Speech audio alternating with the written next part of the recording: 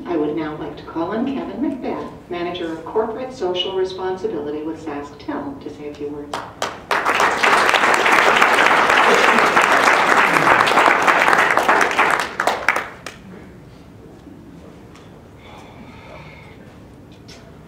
This is tough. It's quite a group to follow. I follow Nick, who gets up and tells me all these great things and all these things that, these fantastic things at SaskTel and that I've done. And I follow Elizabeth, who's a professional public speaker. And I've got 3 things jotted down on a piece of paper.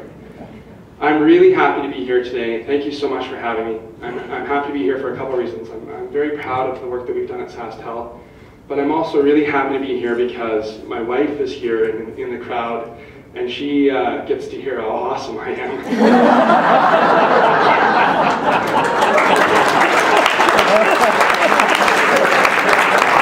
That doesn't happen very often. I do just want to reiterate how proud we are at SaskTel to be a part of the Partisan Employment Program and the relationship that we built, the partnership that we built with the Saskatchewan Abilities Council. And this program that we're running and the group that we've been affiliated with through Partisan Employment, SaskTel as well, and our union, our CEP union, has been a really phenomenal partnership that we've been able to build and sort of start to grow and develop. And Nick is kind of our first person who's kind of entered into that program, and we hope to develop that further. I'd be very much remiss if I didn't personally thank all of the folks at Partisan Employment that have helped us along the way, and that's Shannon and Amy and Stacy, and as well the transition group, Landon and Trevor and Brad. I thank you all for being helping us along the way and giving us a little bit of education on that front as well. It's been a really exciting opportunity to develop this work placement program, and we've had an opportunity to do a couple of different things. We provide opportunities for work placements for individuals to come in and do some unpaid work and gain some experience at SaskTel, but I think the thing that we're proudest of is the paid employment opportunities, and we've had a couple. We started out with sort of a commitment through the transition program to hire a couple of students in summer employment opportunities, and Nick was one of those students, and we were surprised that finance would also be interested in taking a summer student as well. And when Nick went there, and Nick was given the task of sort of doing a whole bunch of administrative work, including some filing, we found out when I went up and talked to some folks in the finance group that there was about 8 to 12 months of billing that needed to be, some backlog that it needed to be filed. When I checked on Nick at the end of the summer and said, how is he doing, how are things going, and Patricia Pelche, who was his coach, had sort of said, well, he did phenomenally. And I said, great, let's talk about bringing him on for a little bit of a longer term. And she said, there's no more work left. Nick had literally worked himself out of a job.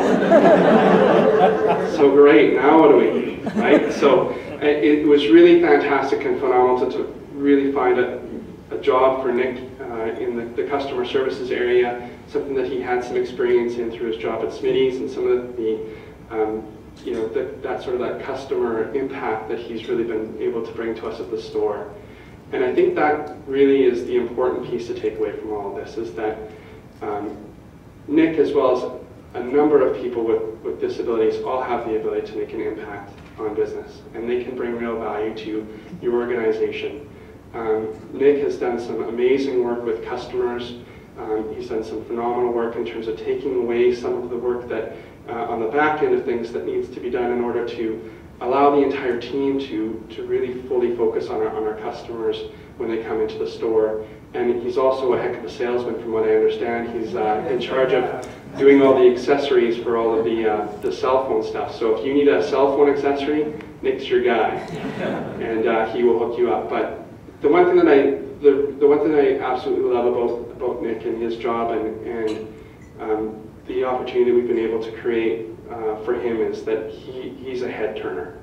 And I'm sure if you ask Nick what that means, he would probably say something about his good looks and his sparkling personality.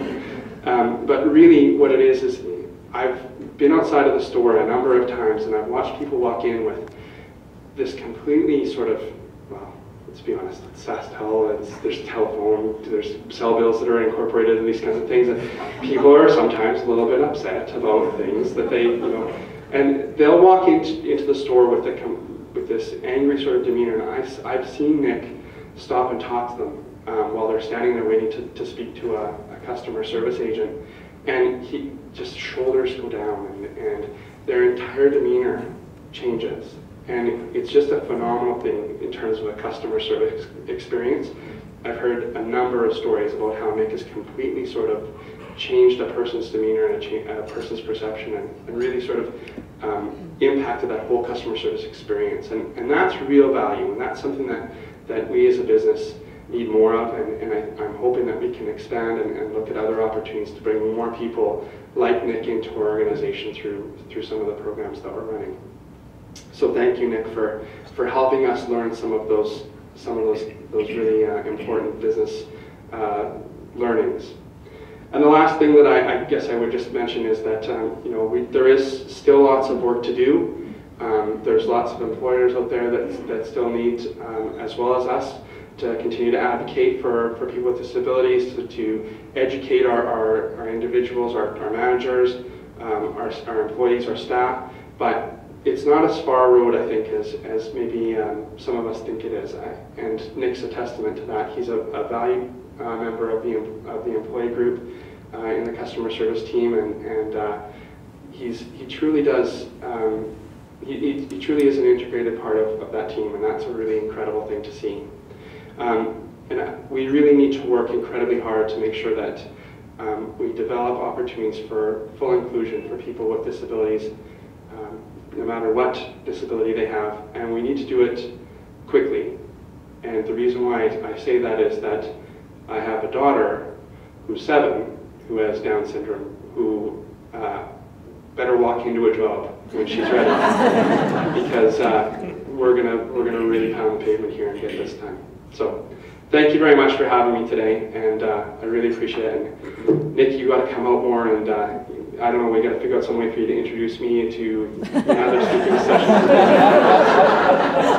I'm not a cloud. I'm not a cloud. Thank you.